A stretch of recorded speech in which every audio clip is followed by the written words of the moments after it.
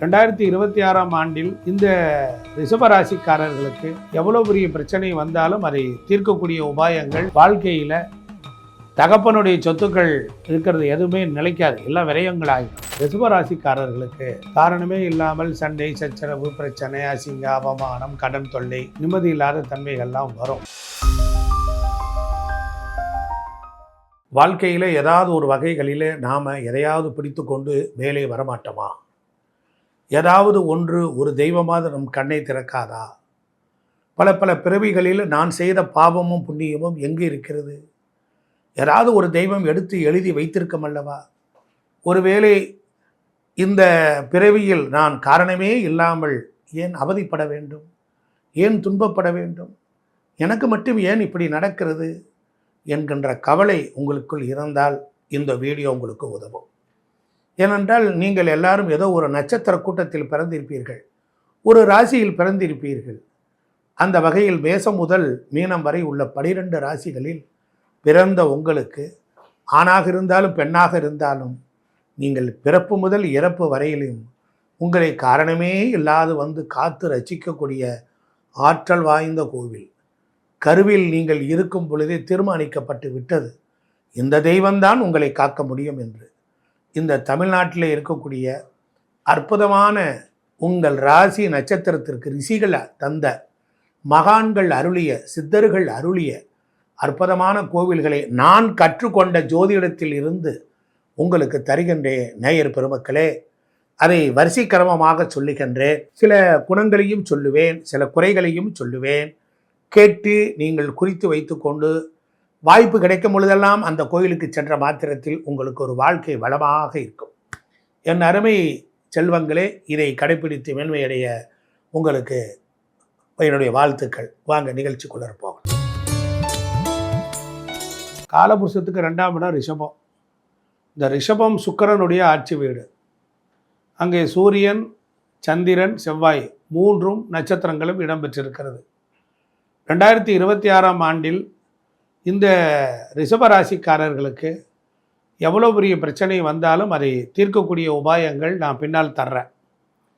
பொதுவாக ரிஷபராசிக்காரங்கள்ட்ட ஒரு பொறுமை இருக்கும், விடாமுயற்சி இருக்கும், தன்னம்பிக்கை இருக்கும், கலை ஆர்வம் இருக்கும், ஆடம்பரத்தையும் வசதியும் விரும்புவார்கள். உறுதியாகவும் நடைமுறையில் வாழக்கூடியவங்களாக இருப்பாங்க. ரொம்ப கடின உழைப்பாளிகள், புத்திசாலித்தனம் பெருகும். எப்போவும் மின்னல் வேகத்தில் திட்டம் போட்டுக்கிட்டே இருப்பாங்க. எப்படியாவது ஒரு வகைகளில் தன் வாழ்க்கையை கோல் அடைய முயற்சி பண்ணுவாங்க. அப்போ அது மட்டும் இல்லை, சில சமயங்களில் ஒரு பிடிவாத தன்மையும் இருக்கும்.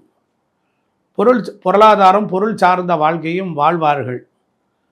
கலை, இசை, அழகு, வசதியான சூழல் ஆகியவற்றை எப்படியும் விரும்புவார்கள், அடைந்தும் விடுவார்கள். பொறுமையும் விடாமுயற்சியும் நம்பகத்தன்மையும் இவர்களிடத்தில் அளவுக்கு அதிகமாக இருக்கும். அப்போ இந்த ரிஷபராசி அன்பர்கள் பொறுத்தளவில், அதாவது பழகுவதற்கு எளிமையானவர்கள், இனிமையானவர்கள், அடிக்கடி மாறாமல் ஒரே விதமாகவே தங்களுடைய குணங்களை வைத்திருப்பார்கள். அதாவது கற்பனை கோட்டை கட்டி அதில் வாழக்கூடியவர்கள். வாழ்க்கை பிரச்சனைகளை கண்டு தயங்கி தள்ளி போடாமல் அதை அப்போதுக்கு அப்போதே எதிர்நீச்சல் போட்டு முடித்து விடுவார்கள். இந்த ராசியில் பிறந்தவங்க சுமாரான உயரமாகவோ நடுத்தரமானவங்களோ இருப்பாங்க. இவங்களுடைய உடல் கட்டு ரொம்ப சிறப்பாக இருக்கும். இந்த ராசியில் பிறந்த பெண்களுக்கு இடுப்பு அகன்று இருக்கும். அநேகமாக 30 வயதானாலும் ஆண் பெண்கள் இருவருக்குமே உடலில் சதை போட்டு இரட்டை நாடியாக இந்த ராசி நேயர்கள் விளங்குவார்கள்.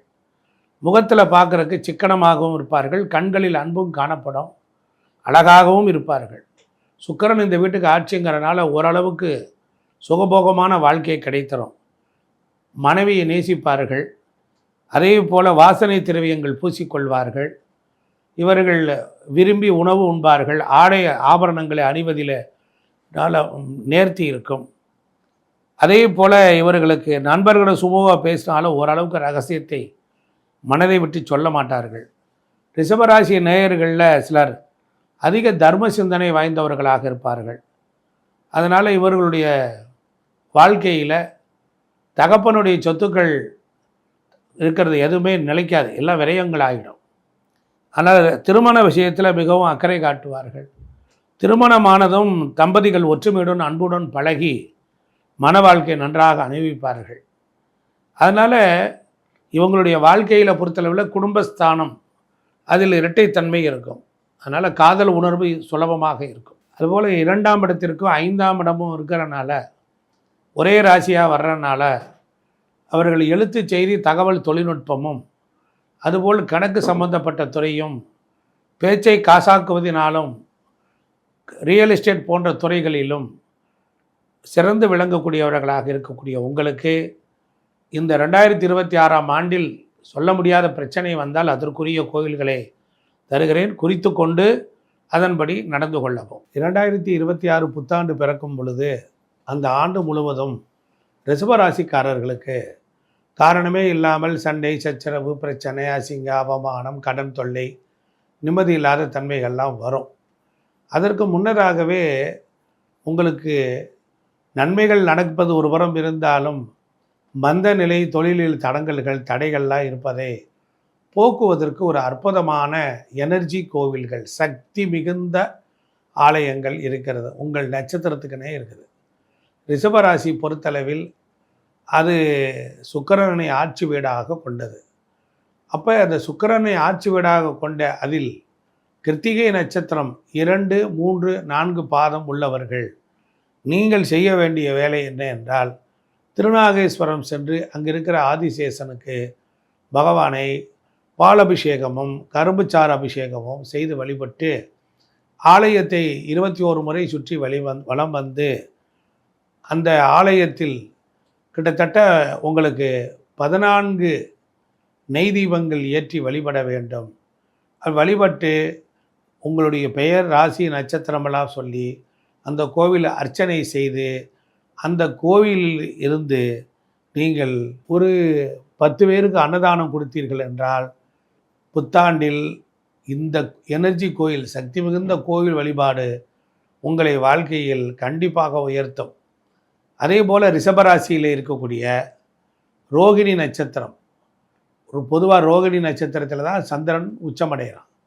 ரோகிணி சந்திரனுக்குரியவர். அப்போ ரிஷபராசியில் சந்திரன், சுக்கிரனுடன் சந்திரன்.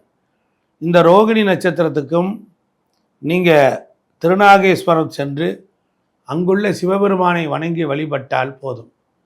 பொதுவாக அங்கே இருக்கக்கூடிய தாயார் சன்னதிக்கு சென்று அம்பாளுக்கு வெள்ளையில் பார்டர் மஞ்சள் வைத்து ஒரு புடவை சாற்றி வணங்கி வழிபட்டு தாமரை மாலையில் வணங்கி வழிபட கண்டிப்பாக இந்த ஆண்டிற்கு வரப்போகிற வினைகள் யாவும் வராமலே போய்விடும். அதாவது ஒரு இறைவனுடைய திருவருள் இருந்தால் எவ்வளோ பெரிய கொடிய வினைகளில் இருந்து ஒரு மனிதனை காப்பாற்றி கொள்ளலாம்.